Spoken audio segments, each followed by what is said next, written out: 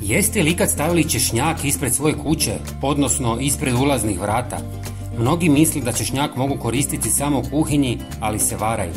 Ova jednostavna ideja će vas iznenaditi i riješiti vam mnoge probleme. U ovom kratkom videu ću vam pokazati više načina kako da to uradite. Stoga svakako ostanite do kraja videa.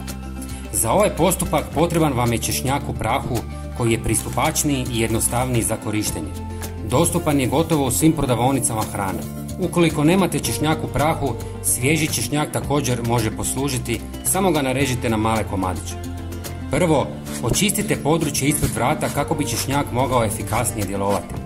Zatim posipajte malo češnjaka. Količina koju koristite može varirati, ali učinak će biti sličan. Sigurno se pitate zašto biste posipali češnjak ispred vrata. Odgovor je jednostavan. Češnjak je jedan od najučinkovitijih repelenata protiv mrava, buha, komaraca, lisnih ušiju i žohara, koji često ulaze u vaš dom kroz vrata. Osim ispred vrata, možete staviti češnjak i na prozore kako biste spriječili ulazak insekata i na taj način blokirali njihove ulaze.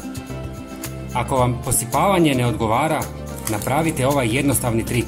Stavite malo češnjaka u foliju, a ako želite da sredstvo bude još jače, dodajte i malo cimeta koji je također fantastičan repelent, a ujedno fino miriše.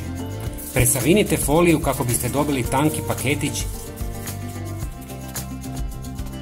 i na njemu izbušite rupice kako bi miris izlazio van. Ovo možete staviti gdje god želite, ispred vrata, ispod tepiha, ispod kreveta ili u ormare.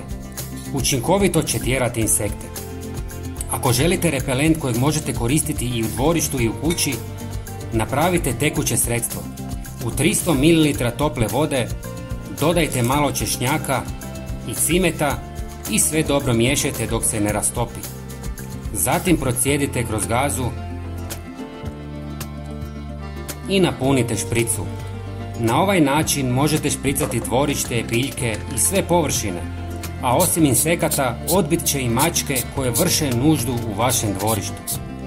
Prijatelji, nadam se da vam se ideja svidjela i svakako se pretplatite na naš kanal kako biste vidjeli svaki naš najnoviji video. Hvala vam puno. Pozdrav!